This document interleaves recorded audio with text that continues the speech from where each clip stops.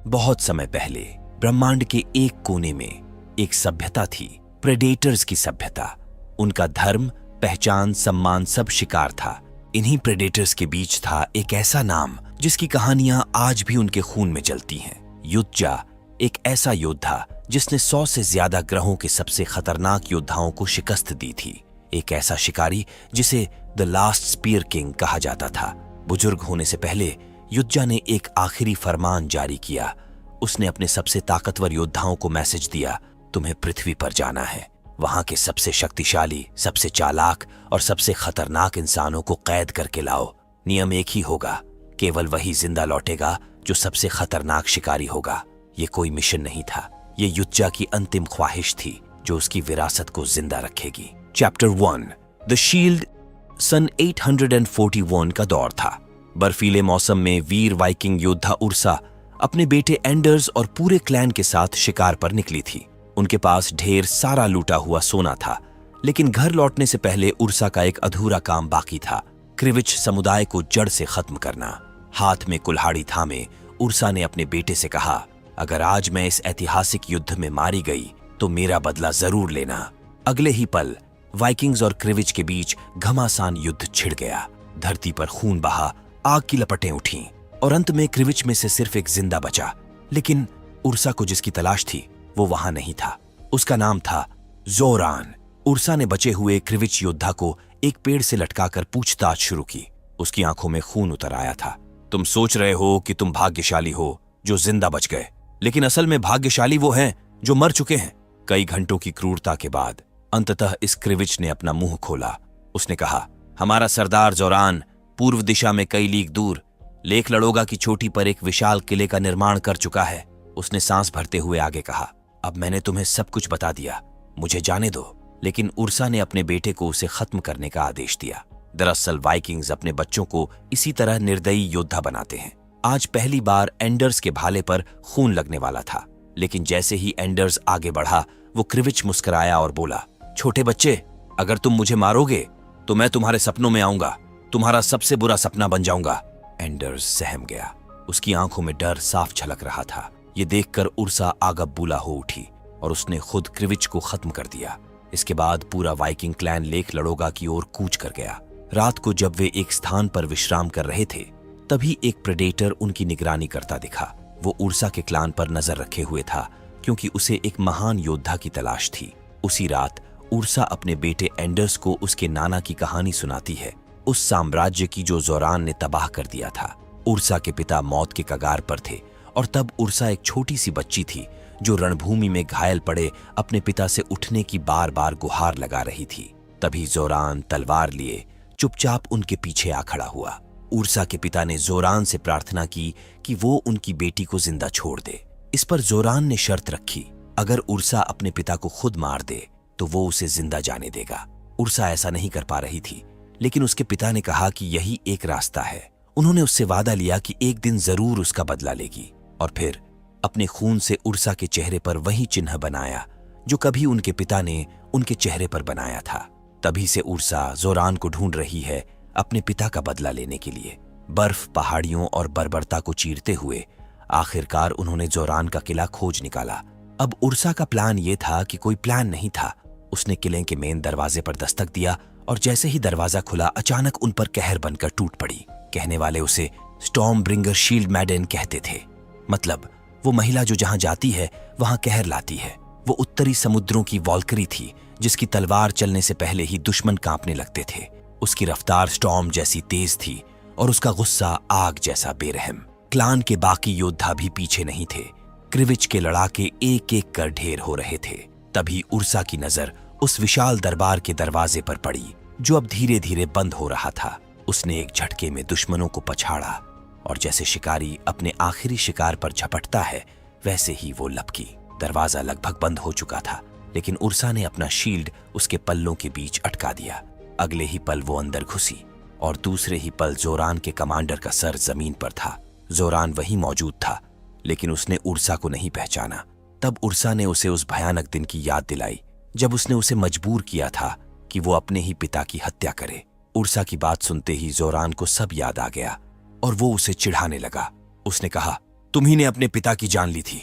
सोचो वो तुम्हारे बारे में क्या सोचते होंगे कि अपनी जान बचाने के लिए तुमने उन्हें मार डाला। उधर एंडर्स अपनी मां को कमजोर पड़ता देख गुस्से से तमतमा उठा और उसी वक्त जोरान को मार डाला। लेकिन तभी एक अदृश्य शक्ति ने अचानक एंडर्स पर हमला कर दिया। दरअसल उनके सामने एक विशालकाय प्रेडेटर खड़ा था, इतना तेज और खतरनाक कि उसने पलक झपकते ही वाइकिंग योद्धाओं को तहस नहस कर दिया। सिर्फ 30 सेकंड में 3 महान योद्धा मौत के घाट उतर गए। उर्सा ने किसी तरह अपने बेटे एंडर्स को संभाला और फिर पूरी ताकत के साथ उस प्रेडेटर पर टूट पड़ी। लेकिन यह कोई मामूली दुश्मन नहीं था, एक एलियन परजीवी था जिसके पास ताकत के साथ साथ अत्याधुनिक हथियार थे। उसके हाथ में लगा था एक शॉकवेव ब्लास्टर जिसका एक झटका 10 हाथियों की ताकत के बराबर था, जिसके वार से दरबार का मेन लकड़ी का खंभा चरमराकर टूट गया और एंडर्स उसी टूटे हुए पिलर के नीचे दब गया। तभी प्रेडेटर ने अपनी शॉकवेव ब्लास्टर उर्सा पर दाग दी, जिससे वो दीवार तोड़ते हुए खाई में जा गिरी। किस्मत से नीचे एक झील थी जिसमें गिरने की वजह से उसकी जान बच गई। लेकिन कब तक, ये कहना मुश्किल था, क्योंकि प्रेडेटर अब पूरी तरह उसके पीछे पड़ चुका था। किसी तरह उर्सा झील से बाहर निकली और मौके का फायदा उठाकर पास पड़े एक जहाज का एंकर उठाया और उस पर टूट पड़ी। एंकर का दूसरा सिरा प्रेडेटर के शॉकवेव ब्लास्टर वाले हाथ में बुरी तरह उलझ गया। उर्सा ने उसे संभलने का कोई मौका नहीं दिया। उसने अपनी शील्ड से जोरदार वॉर किया और झील की जमी बर्फ को तोड़ दिया, जिससे दोनों सीधा पानी में गिर पड़े। जैसे ही वे झील के भीतर पहुंचे, एंकर प्रेडेटर को नीचे की ओर खींचने लगा, लेकिन जाते जाते प्रेडेटर ने उर्सा के पैरों को जकड़ लिया। उर्सा ने तुरंत प्रतिक्रिया दी। उसने शील्ड से उसके चेहरे पर हमला किया और फिर एंकर की जंजीरों को उसके चारों ओर लपेटकर उसे पूरी तरह बांध दिया।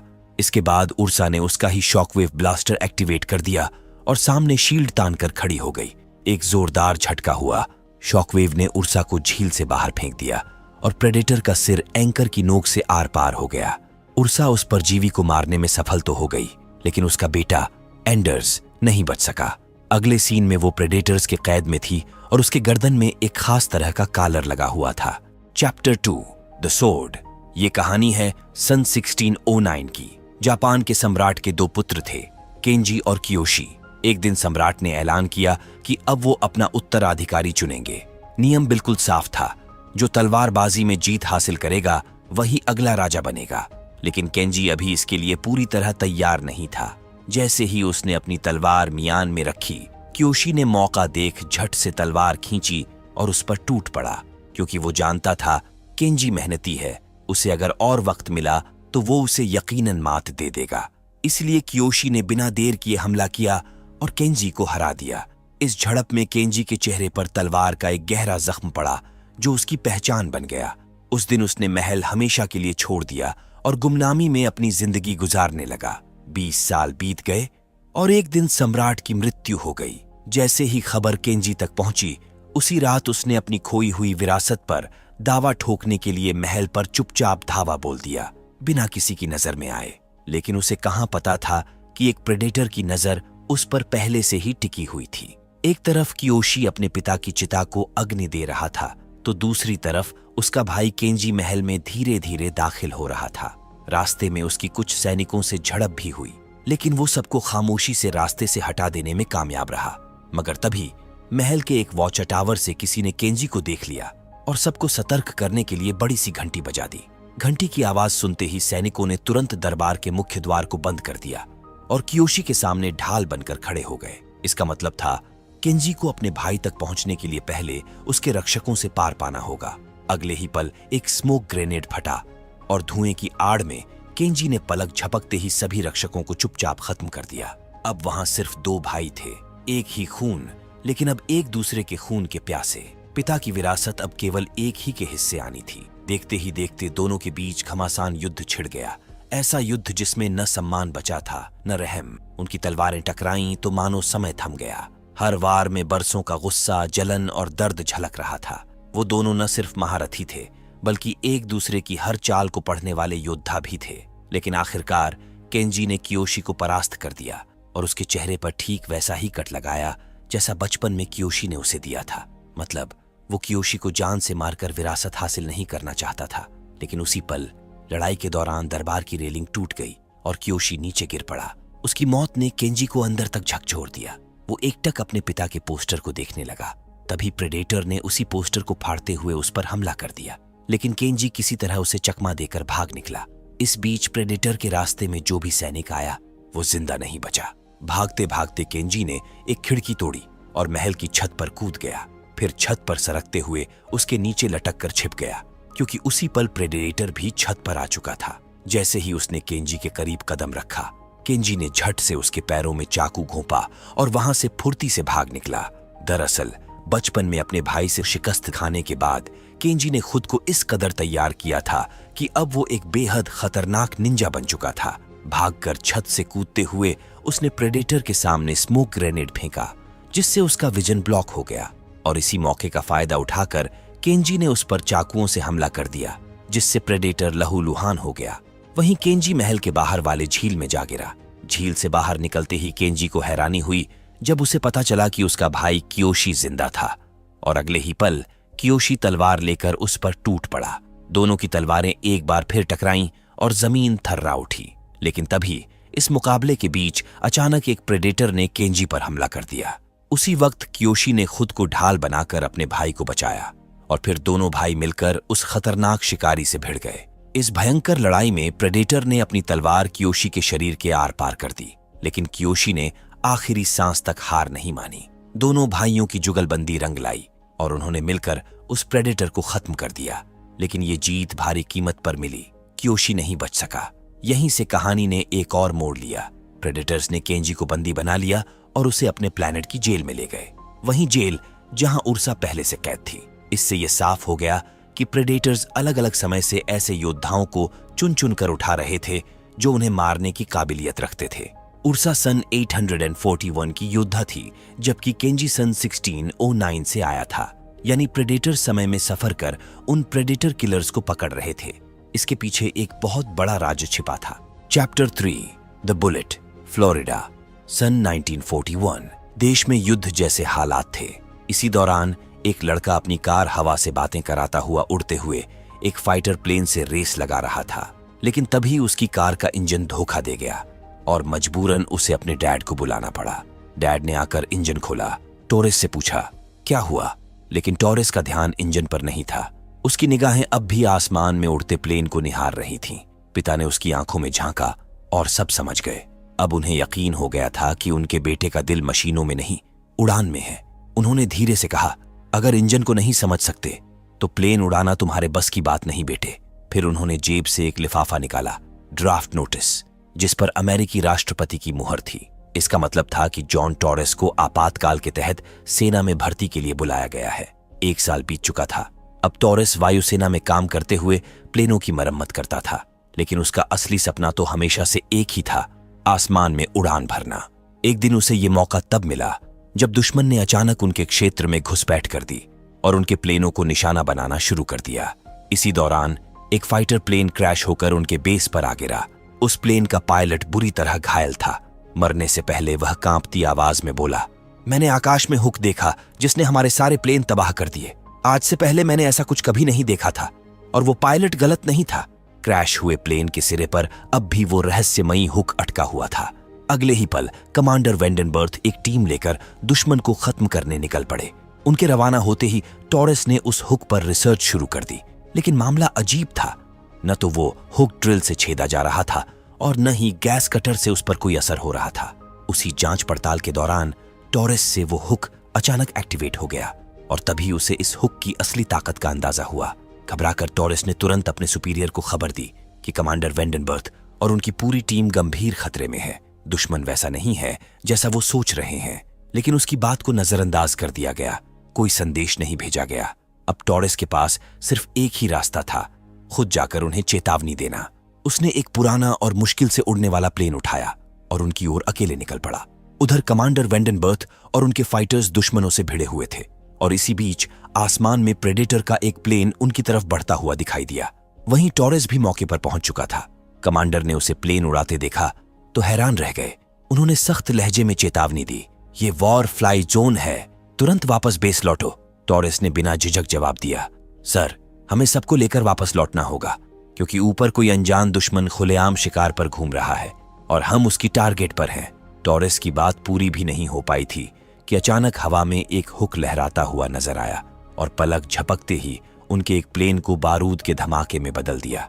इसके बाद एक एक करके कई प्लेन आसमान से गिरने लगे। पता चला उनका मुकाबला किसी इंसानी दुश्मन से नहीं बल्कि एक एलियन प्रेडेटर से था और उनके पास उसके अटैक का कोई तोड़ नहीं था। इसी अफरा तफरी में टॉरेस के प्लेन का कंट्रोलर भी टूट गया, मगर टॉरेस कोई आम पायलट नहीं था, वो एक मैकेनिक था। उसने तुरंत एक सलाई रिंच निकाली और किसी तरह प्लेन को काबू में रखा। लेकिन अगले कुछ ही सेकंड्स में टॉरेस और कमांडर वेंडनबर्थ को छोड़कर बाकी सारे प्लेन प्रेडेटर ने तबाह कर दिए। आखिरकार टॉरेस को एक तरकीब सूझी। उसने कमांडर से कहा, हमें उसे इतनी ऊंचाई पर ले जाना होगा जहां की ठंड उसके जहाज के हथियारों वाले हिस्से को जमा कर बेअसर कर दे। कमांडर ने उसकी बात मानी और वो प्लान पर काम करने लगे। लेकिन जैसे ही वे उस बर्फीले आकाश की ओर बढ़े, प्रेडेटर ने उन पर निशाना साध लिया। उन्हें बस कुछ सेकंड और चाहिए थे। तभी कमांडर वेंडनबर्थ ने बलिदान का फैसला किया। उसने कहा, मेरे लिए उस नामुराद को खत्म कर देना, और टॉरेस के प्लेन को बचाने के लिए खुद अपने जहाज को सामने ले गया। अगली ही पल वो मारा गया। अब टॉरेस और प्रेडेटर दोनों के प्लेन ठंड में जमकर नीचे गिरने लगे। इंजन बंद था और प्रेडेटर को कुछ पता नहीं चला। टॉरेस ने मौके का फायदा उठाया। जैसे ही इंजन ने फिर से काम करना शुरू किया, उसने सीधे प्रेडेटर के शिप के इंजन को टारगेट किया। हमला कारगर तो रहा, मगर पूरी तरह काफी नहीं था। इस बार टॉरेस उससे बचते बचाते उसे सीधे वार जोन की ओर खींच लाया और बड़ी चालाकी से प्रेडेटर के जहाज को एक भारी तोप के गोले के सामने ला खड़ा किया। तोप का वार इतना घातक था कि प्रेडेटर का शिप समंदर में जा गिरा। टॉरेस की खुशी का ठिकाना नहीं रहा, लेकिन उसे क्या पता था कि खतरा अभी टला नहीं है। कुछ ही देर बाद वही प्रेडेटर उसी क्षतिग्रस्त जहाज में पानी से बाहर निकल आया और फिर से टॉरेस का पीछा करने लगा। हालांकि अब उसके सिस्टम बुरी तरह खराब हो चुके थे। इधर टॉरेस ने एक आखिरी चाल चली। वो खुद धीरे से प्लेन से बाहर निकला और प्रेडेटर के हमले का इंतजार करने लगा। जैसे ही प्रेडेटर ने उसके जहाज को निशाना बनाया, टॉरेस ने अचानक ब्रेक पैराशूट खोल दिया। वो पैराशूट उड़कर सीधे प्रेडेटर के शिप में जा फंसा और उसी का हुक उसकी तबाही का कारण बन गया। हुक से टकराकर उसका जहाज बम की तरह फट पड़ा। उसी धमाके में वो प्रेडेटर मारा गया। लेकिन टॉरेस की कहानी यहीं खत्म नहीं हुई। कुछ वक्त बाद और भी प्रेडेटर्स आए और टॉरेस को पकड़कर अपने प्लैनेट पर ले गए। वहां उसे उसी जेल में कैद किया गया जहां अर्सा और केंजी पहले से कैद थे। तीनों की बातचीत से एक चौंकाने वाली सच्चाई सामने आई। वे सभी प्रेडेटर किलर्स थे। अगले ही दिन उन्हें इस रहस्यमयी दुनिया के एक खतरनाक बैटलफील्ड में ले जाया गया, जहां से भाग निकलना लगभग नामुमकिन था। चारों ओर दर्शकों का शोर गूंज रहा था। माहौल युद्ध के उन्माद से भरा था। तभी वहां की सबसे ऊंची चोटी पर एक जहाज लैंड करता दिखा। उसमें था यौचा, एक ऐसा योद्धा जिसने 100 से भी ज्यादा ग्रहों के सबसे खतरनाक योद्धाओं को परास्त किया था। अब उसकी नजर पृथ्वी से आए इन तीनों पर थी, लेकिन उसके नियम सख्त थे। पहले पृथ्वी के ये तीनों योद्धा आपस में लड़ेंगे और फिर जो आखिरी तक जिंदा बचेगा वही यौचा से अंतिम मुकाबला करेगा। अगर कोई भी योद्धा लड़ने से इनकार करता तो उसके गले में लगे कॉलर को तुरंत उड़ा दिया जाता। अगले ही पल तीनों योद्धाओं को उनके अपने हथियार दे दिए गए। उर्सा ने बिना वक्त गंवाए हथियार उठाया और सीधे टॉरेस पर हमला कर दिया। लेकिन ठीक उसी वक्त केंजी बीच में आ गया और टॉरेस को बचा लिया। मगर केंजी उर्सा पर हमला नहीं करना चाहता था, वो सिर्फ उन्हें रोकने की कोशिश कर रहा था। इसी बीच टॉरेस ने एक तरकीब सुझाई जिससे वे इस मुश्किल से निकल सकते थे, लेकिन इसके लिए उन्हें युच्चा के प्लेन तक पहुंचना होगा। उर्सा को उसकी बातों में कोई दिलचस्पी नहीं थी। वो लगातार केंजी पर हमला किए जा रही थी। तभी टॉरेस ने एक शॉट उर्सा के हथियार पर दागा और उसका वेपन दूर जा गिरा। ठीक वैसे ही जैसे एक बार रणभूमि में उसके बेटे ने उसकी जान बचाई थी। उस पल टॉरेस की जगह उसे अपने बेटे की झलक दिखाई दी और उसकी आंखें भर आईं। लेकिन इससे पहले कि वो कुछ सोच पाती, युज्जा ने खेल बदल दिया। उसने बैटलफील्ड में अपना एक विशालकाय मॉन्स्टर छोड़ दिया जो बेहद खतरनाक था। पलक झपकते ही एक प्रेडेटर को खा गया। इसके बाद उसने टॉरेस को भी निगल लिया। ये देख उर्सा बिलबिलाकर उस पर टूट पड़ी। उधर टॉरेस अभी भी उस मॉन्स्टर के पेट के अंदर जिंदा था और यहीं उसे एक प्रेडेटर का हाईटेक डिवाइस मिल गया। इधर लड़ते लड़ते मैदान में उर्सा का हथियार टूट चुका था। वो अब निहत्थी उस दानव से बचकर भाग रही थी। तभी केंजी ने मोर्चा संभाला और जबरदस्त हमला करते हुए उस राक्षस की एक आंख तलवार से फोड़ दी। वहीं टॉरेस उस डिवाइस की मदद से मॉन्स्टर के शरीर में वार पर वार किए जा रहा था। तीनों की ये साझेदारी रंग लाई और आखिरकार उन्होंने मॉन्स्टर को मार गिराया। ये देखकर युज्जा गदगद हो उठा। अगले ही पल एक छोटा जहाज आया और मरे हुए उस जानवर को बैटलफील्ड से घसीटते हुए बाहर ले गया, जबकि टॉरेस अब भी उसके पेट में जिंदा था। जैसे ही मैदान थोड़ी देर शांत हुआ, उर्सा एक बार फिर केंजी पर टूट पड़ी, मगर केंजी अभी भी उस पर हाथ उठाने को तैयार नहीं था। ये देखकर युज्जा भड़क उठा और बोला, अब तुम दोनों मरोगे। युज्जा ने गुस्से में दहाड़ते हुए अपने हाथ में लगे कंट्रोलर को एक्टिवेट कर दिया ताकि केंजी और उर्सा के गले में लगे कॉलर को ब्लास्ट कर सके। उसी वक्त बैटलफील्ड के उस भारी दरवाजे को एक जोरदार धमाके से कुछ तोड़ता हुआ अंदर घुस आया। वही छोटा जहाज जिसे अभी अभी मरे हुए मॉन्स्टर को ले जाने के लिए भेजा गया था। दरअसल वो टॉरेस था जिसने उस जहाज पर कब्जा कर लिया था। अगले पल उसने प्रेडेटर के डिवाइस से केंजी और उर्सा को भी आजाद कर लिया। इसके बाद तीनों ने मिलकर युज्जा के प्लेन को कब्जे में लेने की ठानी और उसकी ओर बढ़ चले। लेकिन जैसे ही वे उसके सामने पहुंचे, युज्जा ने बिजली की रफ्तार से अपना विशाल वेपन घुमाया और एक ही वार में तीनों को 3 दिशाओं में उड़ा दिया। जैसे तैसे करके उर्सा संभली और गरजते हुए बोली, तुमने मेरे बेटे के पीछे अपने योद्धा भेजकर बहुत बड़ी गलती कर दी। अब तुम्हें उसकी मां के कहर का सामना करना होगा। इतना कहते ही उर्सा युज्जा पर टूट पड़ी, लेकिन युज्जा उनकी सोच से कहीं ज्यादा ताकतवर था। केंजी जानता था कि बिना जुगलबंदी के वे उसे हरा नहीं सकते। फिर क्या था, दोनों ने मिलकर युज्जा पर हमला कर दिया और उसे लहूलुहान कर डाला। उधर टॉरेस युज्जा के जहाज में घुस गया, लेकिन उसे कुछ भी समझ नहीं आ रहा था कि उसे उड़ाया कैसे जाए। इधर युज्जा फिर से पलटवार किया और एक बार फिर उर्सा और केंजी उसके कदमों में थे। इससे पहले कि वो उन्हें खत्म करता, टॉरेस जहाज स्टार्ट करने में कामयाब हो गया, जिसके चलते हवा का दबाव इतना बढ़ा कि युज्जा उड़कर नीचे जा गिरा, जबकि केंजी और उर्सा किसी तरह शिप में चढ़ने में सफल हो गए। लेकिन भागना इतना आसान नहीं था। युज्जा के सैनिकों ने हुक शूट करके शिप को जकड़ लिया, जिससे जहाज हवा में ही फंस गया। उर्सा ने हुक की जंजीर तोड़ने की कोशिश की, लेकिन नाकाम रही। तभी उसे एक तरकीब सूझी। वो केंजी और टॉरेस से कहती है, मेरे लिए वापस मत आना, मेरा बदला मत लेना। इसके बाद वो जंजीर के सहारे सरकते हुए नीचे गई और प्रेडेटर्स के वार से बचते हुए अपना शील्ड उस मशीन पर दे मारी जिसमें हुक जुड़ा था। अगले ही पल जंजीर टूट गई और टॉरेस शिप लेकर वहां से भाग निकला। उर्सा पकड़ गई, लेकिन कहानी यहीं खत्म नहीं होती, क्योंकि युज्जा ने अपने शिकारी योद्धाओं को टॉरेस और केंजी का पीछा करने भेज दिया।